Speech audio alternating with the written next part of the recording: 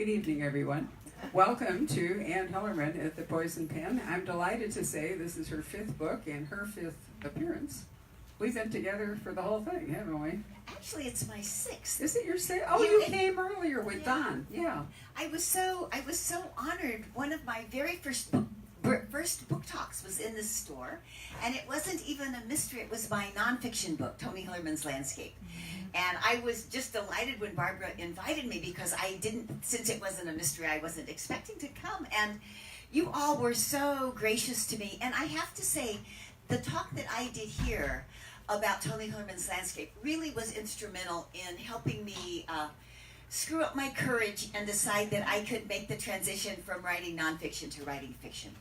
And part of it was all of the wonderful questions that you all asked about my dad and would his stories be able to continue.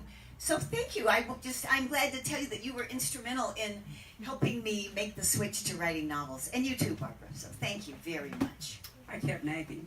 Yeah, seriously, she's absolutely right. You know, sometimes I think that you readers don't realize how important your feedback is, you know, to both us and to authors about what we do and what we write and all those good things.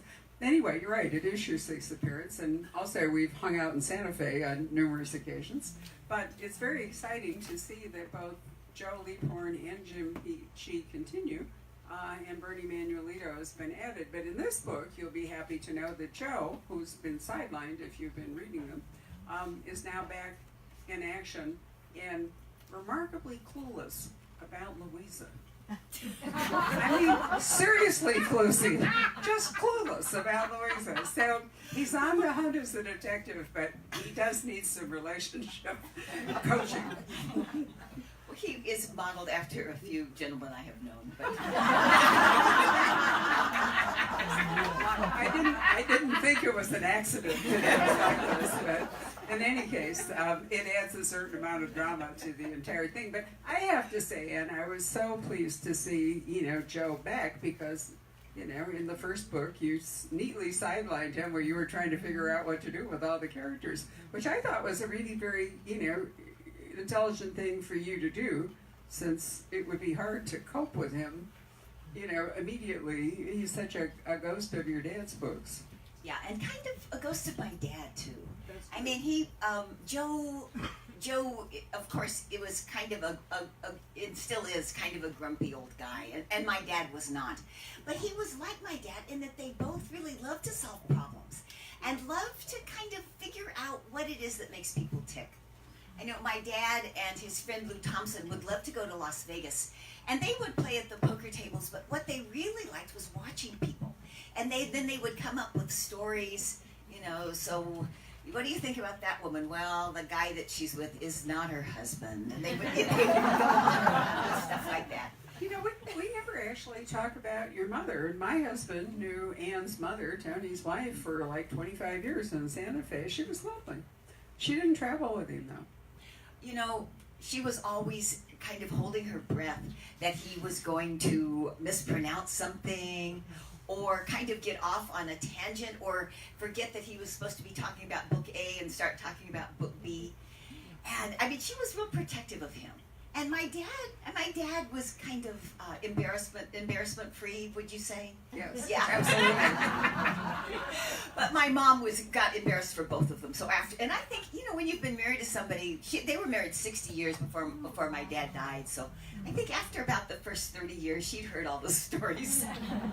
No, I can well understand that. But she was a really important part of Tony's life, your life, and the whole series. And so I just thought we might mention her because we somehow never do. Well, that's right. And also, she was a big inspiration to me in terms of being a writer.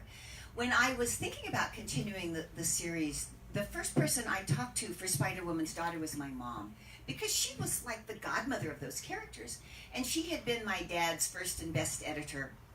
So I asked her what she would think, and she was very encouraging. And then when I had the manuscript in enough of a form that I thought maybe she could read it and get a sense of what I was doing, I let her read it. And I'll never forget this. I gave it to her on a Friday. I thought, and it was right around Thanksgiving. I thought, well, good, now I can focus on Thanksgiving and Christmas. And maybe after the first of the year, she will have read it and thought about it. So she called me on Monday, and I thought, oh, darn, the pages the printer didn't work. There was some mechanical problem. But she said, no. She said, well, I read your book. So I'm waiting. She said, I really like it. And then she said the words, it doesn't matter how old you are, you want to hear these words. She said, I think your dad would be proud of you. So it's like, yeah, that was all. I mean, then I was set, since she liked it and she gave me her go-ahead, then it's like, okay, I can write fiction. I've always wished that because I did meet her. We came to the house a couple of times. I've always wished I had asked her. It's not an apocryphal story, and I may not have it quite right, but when Tony was like 1973 or 75 when he wrote The Blessing, when it was published.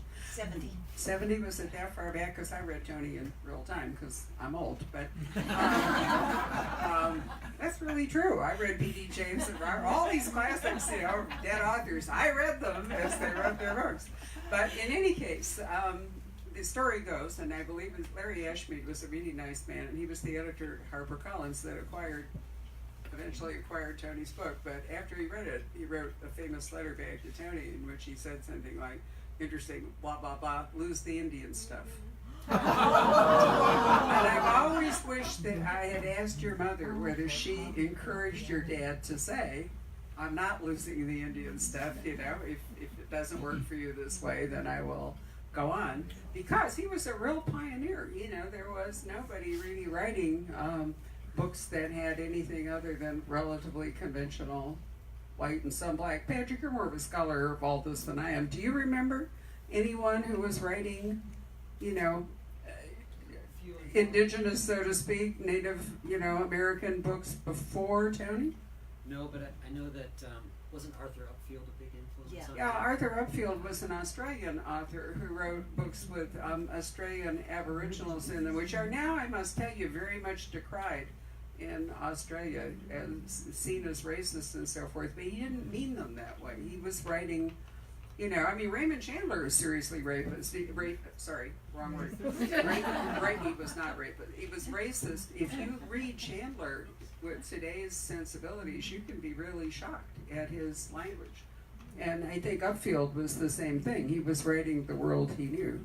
But your dad was always so respectful of the Navajo. I can't remember ever hearing any criticism from them about his books. Well, they named him a special friend of the Dene, I think in the 80s, and so they asked him if he would be the marshal for the parade that kicks off the Navajo Fair in September. And my dad said yes. So he and my mom go to Window Rock, and they have a horse there that they want him to ride. And my dad looks at the horse, and the horse looks at my dad. And my dad said, do you think I could ride in a convertible?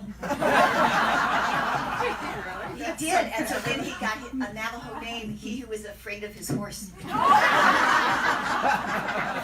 Can you say it Navajo? Oh! Yeah. No telling what I would say if I said it in Navajo. So one more thing before I shut up and let Ann talk about her book. I'm reminded that Douglas Preston, who also lives in Santa Fe, wrote a wonderful, the first book he wrote that we had him here for was called Cities of Gold. And he rode by horseback from the Arizona border all the way north. But then he wrote another book called Talking to the Ground, in which he rode around the Navajo sacred land, touching all 4 of the sacred peaks. And Simon & Schuster is republishing it, and he will be here on June 1st. He's going to bring slides, so we're going to do this whole thing all over, not this thing, but his thing, on June 1st. So if you're interested in more, written about Navajo country, or Hillerman country, as I tend to call it, you can come on June 1st, and you can also buy Doug's book, which I think is brilliant. And you do too. You've read it. I do. I love that book, and I'm really glad it's going to be available again. Right. So, over to you. Okay.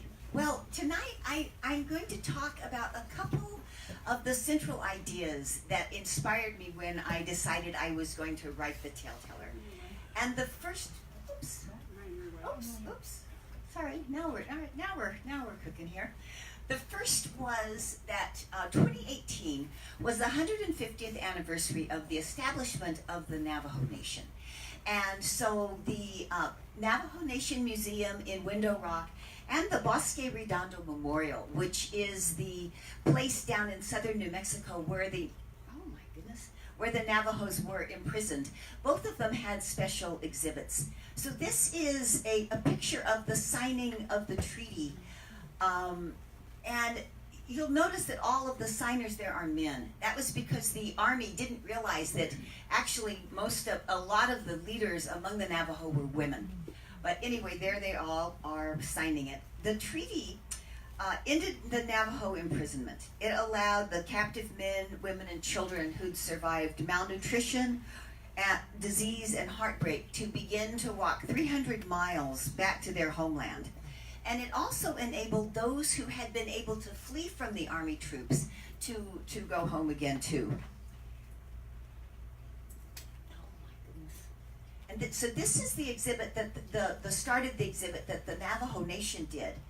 And this map, on this map, they asked all of the Navajo folks who came to put a pin in where their clan had lived before the Long Walk. And then there were 3 other panels which showed, where did they live immediately afterwards when they came back, and then where does your clan live now? Do you want Patrick to do the clip? If you wave at him? No, if I could just remember forward and backwards, I'll be all right. This is why I'm not an engineer. So this is a photo of a group of Navajos when they arrived at Bosque Redondo. In Navajo, the whole experience is known as Welde, which is the time of suffering. So a lot of people died at Bosque Redondo, and the Army buried them all in unmarked graves, and this is where all those bodies are. Yeah, it was there were I think it was 1 out of 4 of the people who were imprisoned there died. This is a I think beautiful but sad watercolor of the part of the Long March. Although they call it the Long Walk, actually there were a lot of different, I guess you'd say, captive groups who were marched down to Bosque Redondo. And can you remind us where they went, where did they start, and where is Well, they were gathered at Fort Wingate and Fort Defiance from all across the Navajo Nation and imprisoned there until there were enough of them together that the Army thought it was worth marching them on down to southern New Mexico. So, and a lot of them, some of them were able to bring some livestock, but most of them just came with the clothes on their back. And they were imprisoned. When they got there, they had to build their own shelters. And at the Bosque Redondo, they had this kind of replica of what it was like where they lived. This is a photo of a mural that's at the Bosque Redondo Memorial. It was painted by the Navajo artist Shanto Bigay. The Army kept no records of the people who were interred there. It's really a stunning mural. It probably is as long as this wall in the bookstore. And on the other side, there's a mural that was painted by an Anglo artist whose name is escaping me at the moment, which is a mural of the soldiers.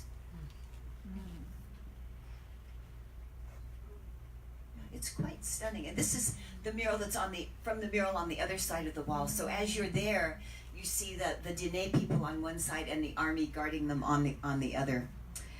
Well, finally the Army decided it was too expensive to support so many captives down there.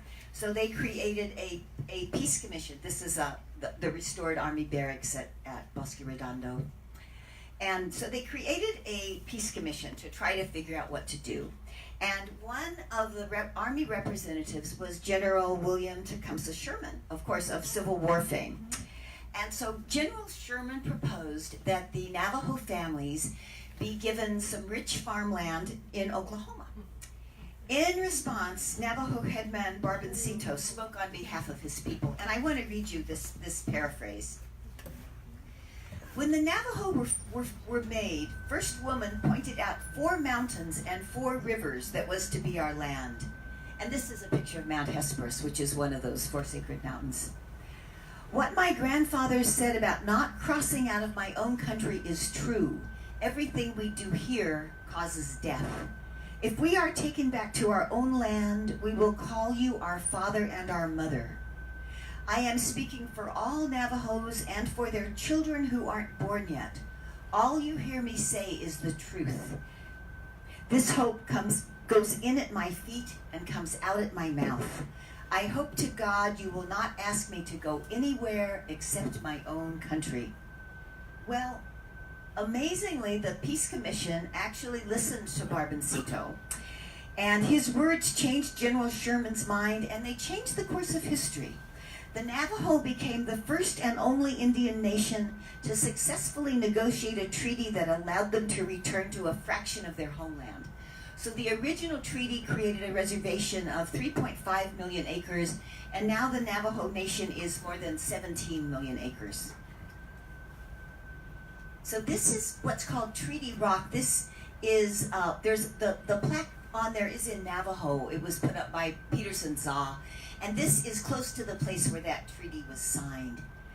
And this is the Bosque Redondo Memorial. It was designed in 1991 by a Navajo architect named David Sloan. Part of the traditional Navajo worldview is a reluctance to talk about things that are negative. The idea, and I think modern psychology kind of appreciates this too, that if you dwell on bad things, you don't get over bad things, that you kind of need to move on. So this affected the way the Navajos talked about Bosque Redondo, which they didn't talk about for a long time. But now things are being reframed a little bit thanks to a new recognition of really what Bosque Redondo was about. And this is a quote from Navajo Nation Vice President Jonathan Nez. We need to talk about the longest walk from our own perspective. Today, a century later, there are over 350,000 Navajos, which is quite an increase from maybe the 10,000 that were alive back in 1868. We need to reinforce to the younger generation that life is awesome. We need to inspire them to never give up on their goals, because our ancestors carried resilience all their way to the return home. So as part of my research on the TELLER, since I was thinking about this book around the anniversary of the treaty, I made several trips down to Bosque Redondo because I wanted to see this place for myself. This is the memorial, the original memorial that the Navajo people created. When they would come from Deneta, they would bring a rock or a bone or something that meant something to them and just leave it here in honor of their ancestors. So now at Bosque Redondo, they have a whole flock of churro sheep, and the churro wool is very, very much valued by Navajo weavers. So they raise these lambs. I was down there in the spring and got these guys to pose for me. I love this one with her skinny little legs there. So when these sheep get a little bit bigger, they donate them to weavers all around the Navajo reservation. And in exchange, sometimes the weavers will donate a saddle blanket or something that they've woven out of this wool. So this is a contemporary pictorial weaving. It was done by a woman named Linda Nez from Gap, Arizona. And if you look closely at the women in this weaving, you can see that they're wearing the traditional Navajo dress, which is called a bill. And this is a contemporary version of the dress that was is on display there. It was part of a young Navajo Boy Scouts Eagle Scout project. So anyway, I'm looking at that rug and I'm looking at this dress, and it makes me think of another exhibit that the Navajo Museum had about a Navajo leader named Juanita, and a dress that she had woven that was a big part of Navajo history. It had been at the Autry Museum, and then the Navajo Museum finally finagled to have it displayed. I wish I had a picture of it, but you just have to imagine it here. Okay, so as I'm thinking about all of this, I'm getting the seed of an idea that maybe I will do a book that has some kind of a connection to the Long Walk. So the second thing that inspired me when I was writing the TELLER, as Barbara was saying earlier, was my dad. And this character that Dad had created named Joe Leaphorn. Joe Leaphorn appears in the Blessing Way, Dad's very first book. He was the first character Dad ever created. So when I decided I was going to take over the series, to tell you the truth, I was kind of intimidated by Joe. I wasn't sure that I was skillful enough to be able to write a book that had Joe and Jim and Bernadette Manuelito, who was really who was going to be my anchor for the Re-Envision series. I knew Joe had to be in it, so I thought of a way to kind of have him sidelined. So through the first 4 books in the series, Joe is there, but he's not really a full-fledged detective. Well, I'm thinking the time has come for Joe to come back now, that I'm a big girl and I can handle Joe. And I wanted to share this. This is the original Navajo Police Department where Joe Leaphorn got his start back when my dad was writing about him. Now, thank goodness, they are building some new buildings for the Navajo Police. So that building you saw is the jail, and this is now their police headquarters until the new buildings are all built. You know, you did well. You shot him, but you didn't kill him. Well, that would have been, no, I couldn't have killed him. I mean, too many people would have been up in arms, including my mom. No, I agree. I mean, I did think it was a delicate balance there, but, you know, there he is. Well, was that Canyon de Chelly just before we got here? Yeah, that was Spider Rock and Canyon de Chelly. So I knew that if I was going to bring Joe back, I had to have a big job for him. So I thought something that had to do with the long walk would be a pretty good idea. So now comes the hard part when you're talking about mysteries. So people are thinking, so what is this book really about? Well, I can't exactly tell you because I want you to read it. But I can tell you that the story opens. And I'm going to read you a scene from the very beginning where Joe is involved in helping find out about a box of donations that has arrived at the Navajo Museum. And there's a lot of confusion. The box may or may not have contained an important tapestry woven by Juanita, or maybe not woven by Juanita. There's a lot of work that poor Joe has to do to figure this out. Well, besides Joe Leaphorn, another wonderful gift that my father gave me and all of his readers was his brilliance in setting his stories in real places on the Navajo reservation. So when I decided that I was going to follow in his footsteps, it made it a lot easier for me not to have to invent the settings. I mean, if I was George R.R. Martin sitting here, you probably wouldn't be seeing this slideshow. So the Navajo Nation is just full of wonderful spots. This is Window Rock, the place, the monument for which the town of Window Rock is named, where Joe Leaphorn lives. This is the Navajo Museum and Visitor Center, where part of the story unfolds.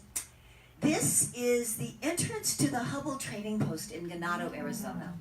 And the story takes Joe to the Hubble. He gets a pretty good clue that he thinks maybe will result in something. This is the inside of the Hubble. This is basically the part where people who live in the area can come here to buy diapers and batteries and whatever else they need. And then this is the jewelry case, which Louisa is very fascinated with when she and Joe go to the Hubble Trading Post. So Joe and Louisa also go to, because Louisa's teaching at the Northern Arizona University, he goes to the campus to pick her up. And in the background, you'll see the San Francisco Peaks, which are another of the Navajo's sacred mountains. Okay, let me see if I can. So then Joe and Louisa follow the crime team. They get to go to Winslow, Arizona. Standing on the corner. Years ago, my husband and I did some Road Scholar tours, and our tours always went to Winslow. And every time I was there, I loved it more and more. Can I interrupt and say that if you haven't been to Winslow and stayed at La Posada, and you can eat churro lamb in the turquoise room, but the absolutely best thing to do in Winslow is go for their Thanksgiving Day parade. There are Dana Stabenow and Rob and I once went. There is a float from everything, and I mean, there's like the Serapidus and the Lion. I can't tell you how many wonderful small town kinds of, every class in the school has a marching band, and it just goes on for hours. And it's a very small town, but it's absolutely wonderful. So if you decide to go up there, you should reserve in advance. And it's very reasonable. The rooms are, but the restaurant is fabulous, and you can do all these good things. Well, there it is, sort of. Well, and Joe and Louisa go to La Posada. They don't go to the restaurant, but they do have a little. I didn't even know you were going to show that. Yeah, there it is. There it is. Yeah. And if you happen to be in New Mexico, the gentleman who has restored La Posada has bought another historic Fred Harvey hotel in Las Vegas, and he is now restoring it, the La Castaneda. So, Very true. yeah, he bought it in 2014, and they're making progress on it. So maybe by this year it'll be Well, open. it's just at the end. The old train station is now being restored as a Route 66 museum, which is really fabulous. And if you go through the lobby out the back, after you dine in the turquoise room, you take your drink and you walk out the back and you sit down in a rocking chair and you watch the trains go by. Amtrak from Chicago, 9:27 p.m. I mean, I said I was old, but that's what we used to do. My brother used to soothe him when he was a baby. We used to drive. Also, the only air conditioning in Chicago available in the heat wave of 1949 or whatever it was in your car. Houses were near, so we would all get in the car with the air conditioning on, and we would drive out, and we would, wait for the big freight trains to go by, because it just kind of mesmerized him. So I'm accustomed to it, but there is Flagstaff just up the road is a major a major Santa Fe switching yard, but the hotel has this constant action. I can't tell you how wonderful it is. You just step back into the past. Sorry, but I like to give commercials for La Posada because I love it so. Yeah. Well, meanwhile, while Joe and Louisa are, mostly Joe, is working on this story, Bernie and she are involved in a story that involves a stolen bolo tie. Now, you all are wondering, why is she showing us a bolo tie? I'm going to take this presentation to Maryland. And my thought is maybe they don't know what a bolo tie is. And eventually Jim Chi ends up in the Chinle area as he's working on his crime. So, and this is Spider Rock. At the end of the story, they don't actually go down to Canyon de Chelly, but they're nearby, so that gave me a good excuse to put in this beautiful slide. Well, when I was thinking of starting the series, I knew that I had to have a pretty memorable location for Spider-Woman's daughter. So I thought about that a long time, and finally I decided that Chaco Canyon would be the perfect spot. And part of there's my first baby. She doesn't look any older either. It's amazing. And part of the reason I chose Chaco Canyon was that of all of Dad's books, one of my very favorite is The Thief of Time. But in The Thief of Time, if you remember that book, Dad's basically sets part of the story in the employee housing part of Chaco Canyon, which is not its best feature. So I thought Chaco Canyon has so much mystery and it has so many good places to hide a body that I thought that would be a good place to start Spider-Woman's daughter. In Spider-Woman's daughter, Bernie drives from Flagstaff through the town of Cuba. This was a couple weeks ago, and you can see how much snow we still had in New Mexico there. And then she also ends up in Colorado near Ute Mountain. So when I was thinking of taking over the series and bringing Bernie to the foreground, I thought I'm going to need to give her a backstory. So I decided that she just being married and having a job was not enough trouble. So she needed to have a mother who was full of good, unsolicited advice. And this is the area near Tuatlina, New Mexico, where Bernie's mother actually lives. And I love this picture. When I see that gal down there, I think that could be Bernie's mom. And I also gave Bernie an ornery little sister. This is the Two Gray Hills area, which is in that same part of New Mexico. And it's also another region that's really known for fine, fine Navajo weaving. So after in Spider Woman's Daughter, Bernie and she worked together to solve the crime. I thought, well, this is a good model. I'll just have them work together as partners. So I started the next book, which became Rock with Wings. And I worked on it about 2 months, and it was dreadful. I didn't even want to read it myself. It was so awful. And I couldn't figure out what the problem was. So when I was working on this book, I had a golden retriever, and she was a very good listener. So she and I would walk in the mornings, and I would complain to her. And finally, it dawned on me that Bernie had been a sidekick for 4 of my dad's books, and she was done being a sidekick. She wanted her own crime. So I decided my initial idea was that Rock with Wings was going to be set in Monument Valley, which was a place my dad never used, and that it would involve a movie company that was there, and Bernie and she would be working together. And Bernie didn't like that idea. So I came up with another story that had to do with solar energy near Shiprock. And Bernie liked that story much better. And once I gave myself the problem of coming up with 2 stories, the book really moved along a lot quicker. So that kind of convinced me. People always say that characters talk to you, and sometimes characters don't talk to you, and that's just as important. When they stop talking to you, you need to think, what did I do here? So anyway, that was kind of how Rock with Wings came to be. And then the next one, Song of the Lion, I took readers to the Grand Canyon, which was, Dad had used the Grand Canyon in Skeleton Man. So for my book, I thought instead of spending a lot of time down in the Grand Canyon, I'll come up with a story that involves something that was very much in the headlines. The idea that developers wanted to work with the Navajo Nation to build a resort on the rim of the canyon and then have a tramway that would take the visitors from the rim of the canyon all the way down to the confluence of the Colorado and the Little Colorado. And of course it was hugely, it was a huge controversy for a long time. Finally the Navajo Nation said, no thank you, we don't want to do that.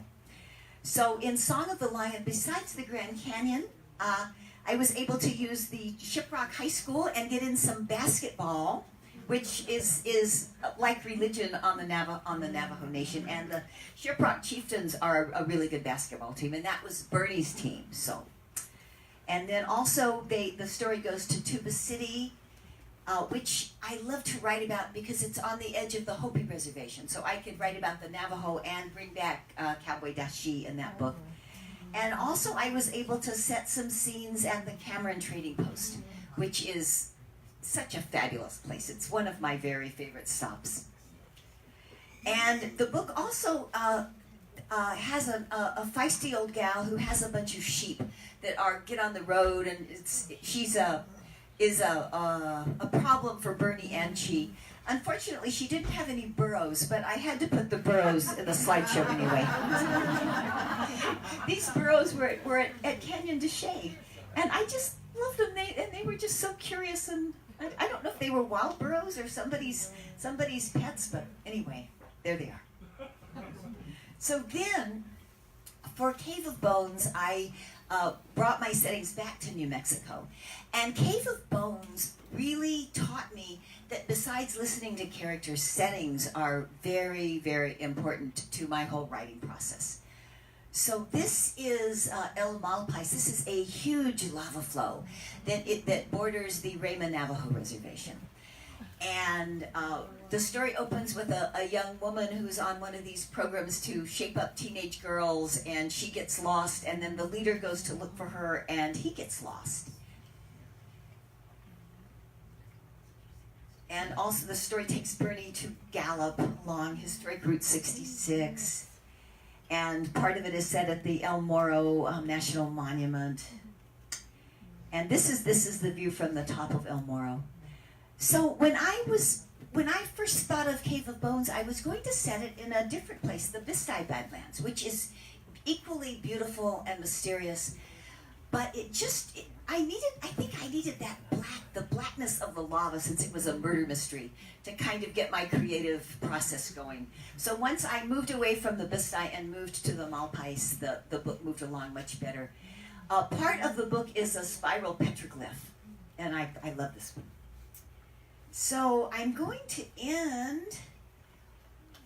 Oh, and this is the Vistay. I should have had this up sooner. You can really see the difference using this versus that black lava. These are hoodoos in New Mexico. And I will tell you, because when Rob and I were in Cappadocia, I turned to Rob and I said, we've come halfway around the world to see this, to see New Mexico, because where there aren't hoodoos in Cappadocia, there are mesas. So, and the reason is, it is a caldera. And this is part of a caldera. There's a giant Cuba. I call it Cuba. Do you call it Cuba? Cuba. You do, okay. If you drive from Santa Fe, you can actually drive across the caldera to go to Cuba. And there's a park, or whatever it is, the Caldera Park there. But because the geology is the same in the middle of Turkey as it is in New Mexico, when you go, the landscapes are almost identical. It's so interesting, but I love it. I don't remember what they called them, fairy chimneys or something like that in Turkey, and then in New Mexico they call them hoodoos, and you can actually get lost in there. Because they're so tall. If you wander in and you get off the path, it's very hard to figure out where you are. Yeah, and that was part of the reason I thought that might work as a setting.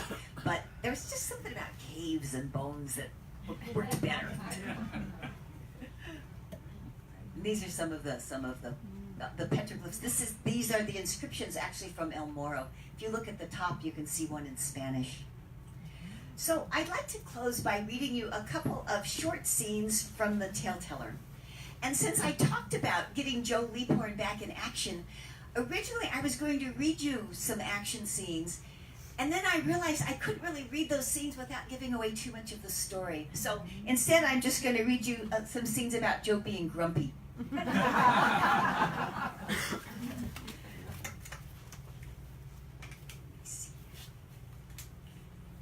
For the past 20 minutes, Joe Leaphorn, former Navajo police lieutenant turned private investigator when the job suited him, had focused on not losing his temper. He should have stayed retired, maybe bought a camping trailer and traveled around, taken up bridge, given golf another chance. And it was all Louisa's fault. Just drive over there and see her today, his housemate had prodded him during lunch. You're going to the library anyway. If you don't want to help Daisy, at least you can refer her to someone else. You still know everybody in law enforcement. From what she told me, this case could be interesting.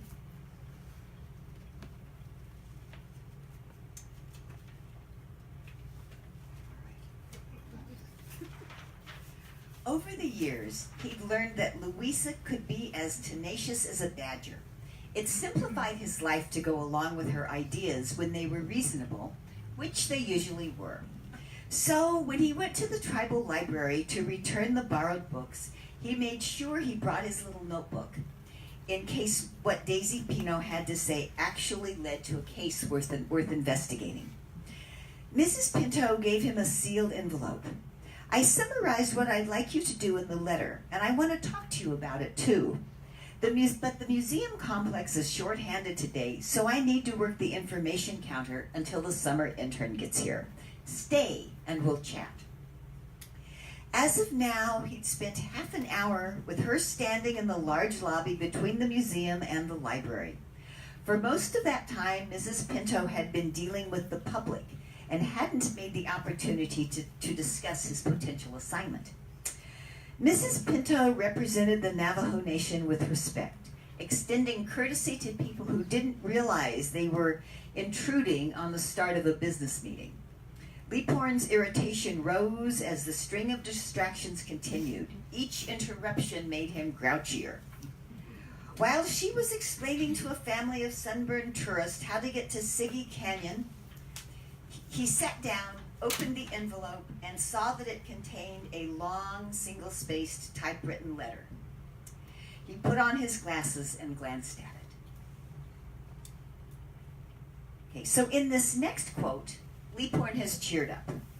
He's finally found a person whom he hopes will help him solve the crime, and so he goes out to talk to her. And the lady he's talking to was at Santa Fe Indian Market with her husband a long time ago, and so she's sharing the information that she's finally come up with Leaphorn. Rita Begay lived in Oak Springs, Arizona, a settlement on the way to Flagstaff if one took Indian Route 12 south toward I-40. The drive into the high country of ponderosa pines and rock cliffs was pleasant, and he found her place with a minimum of difficulty. A woman was sitting outside, evidently waiting for him. She looked older than she'd sounded on the phone, like a person who had squeezed more than her share of living into the allotted years. When she smiled, he saw a glint of mischief in her eyes. "Welcome. It's cooler out here in the house." She motioned to a chair. "Can I offer you some water?" She returned to the porch with a tray with napkins, 2 big green plastic cups, and a plate of round cookies. Sorry.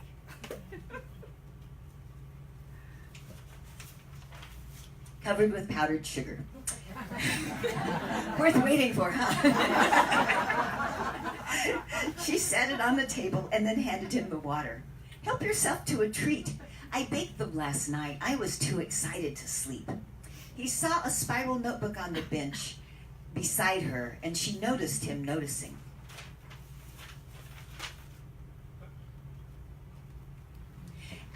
After the accident, I put my husband's carvings and that notebook away. I don't know how much help this will be, but I was glad it turned up. I marked the pages he wrote while we were in Santa Fe. She picked up a cookie and set it gently on the napkin. "It's interesting to see his handwriting again. It sure stirs up memories." Leaphorn took a cookie out of politeness and discovered it was good. He took another when she passed the tray to him. She reached for the notebook and removed a paperclip she'd used to mark the place. She opened it to that spot and then extended it to Leaphorn. "This is what he wrote about our trip. You can see the date at the top. The writing in black is for his own carving." Alan "Fatboy" Begay had been an excellent record keeper, an exception to the dual stereotype that artists can't manage money and that Indians are poor business people. And the reason these chickens are here is that Begay's work is wood carving. So when I started this talk, I mentioned that I was going to share some of the many things that I'm grateful to Tony Hillerman for. And in addition to the wonderful books that he left us, he left me and his other 5 children with a real sense of passion for his work and for good writing and for just, how can I say this, kind of going all out for whatever you do, for living life with tremendous enthusiasm. He was a wonderful, kind father also, and I really appreciate that. I'm also especially grateful that he did not listen to me when I read Skeleton Man and I said, "Dad, you should do something more with Bernie Manuelito. She's such a wonderful character." And he gave me that look that fathers reserve for their daughters when they kind of think you're sweet but you're crazy. And he said, "Oh, honey, that is an interesting idea." Luckily, he left Bernie to me, and so I was able to transform her from the girlfriend who brought the coffee into a real crime solver. Well, since Bernie is the anchor of my series, I want to read you just a little quote where you get to see Bernie in the Tale Teller. And this is again from one of the first chapters of the book. And this, of course, is Shabrak. July at the Shiprock Flea Market meant hot, even when you came early. Bernie watched Mama stroll from vendor to vendor, examining the merchandise as carefully as if she were actually going to buy something. 2 years ago, Mama had discovered the big pot she used for stew here. That was her most recent purchase, but Mama loved this Saturday ritual. Bernie had volunteered to make dessert that evening. She'd found what she needed an hour ago, sweet local peaches, the largest perhaps the size of a tennis ball. They were ripe, soft, and once she cut out the bird pecks, ready to put into a pie crust. But her mother enjoyed chatting with the sellers and hearing about their families. Bernie watched with happiness that Mama felt so much stronger and a tinge of irritation. She daydreamed about being someplace cool. Someplace cool like the shady bottom of Canyon de Chelly. Thank you all for being here tonight. I'm sure there's a million other things you could have been doing. And thank you, Barbara, for this wonderful opportunity to talk about my new baby. It's really our pleasure, and I think it's wonderful to have the photos tonight, don't you? Yes. It's great. Do you remember years ago when Margaret Cole, some of you may recall, brought a whole photo show of her, what is the word? The Arapaho, Wind River Reservation. yeah, the ledger books. I pause there. There were, a photo, and unless you see them, you can't really appreciate what she was writing about in her book. So I think it's wonderful that you took us on these tours. Some of those photos are just gorgeous. Yeah, the last one was Shiprock and the Sunset was magnificent. Oh, yeah. I often think how lucky I was when my dad was still in journalism. He had been working for United Press in Oklahoma City, and they gave him a promotion which brought him to Santa Fe. And I often think, what if instead he'd gone to Miami or Omaha? I think he still would have been a writer, but I don't think the Navajo Nation would have been part of his books. And it would have been a whole different world. And particularly for all of us who love those stories. So. Absolutely. No, it would have been terrible. Wow, It would have been terrible. Yeah, it would have. Absolutely. I wouldn't even be here tonight. Well, there's that. Nor would I have driven the Malpais, which you could do if you want. If you're driving to Santa Fe or Albuquerque, if you take 60 east and just keep going, at some point I can't remember the exact name of the road. You turn left and you drive up. You have to be careful not to branch left to Gallup. You have to stay, go right and drive through the Malpais and come out on 40. And it's near Grants, right? Yeah. It's a beautiful drive. It takes you close to Zuni Pueblo too, so you can do some shopping. You can, right? So it's lovely to have you take us through some of these places. Forever, you can't avoid places that your dad went because he had a pretty wide range of places. Actually, I had an argument with my husband about the best way to get to Chaco from Santa Fe. I go north through Farmington, and Rob said, no, Ann's right, you have to go south through Albuquerque, you go around. So your books are part of the fabric of my life. Well, what an honor. Thank you. That's really fun. So how about questions from any of you? I'm sure Ann will be delighted. And before that, if you just give me a moment, I'd like to wave goodbye to our Facebook audience and say thank you very much for joining us.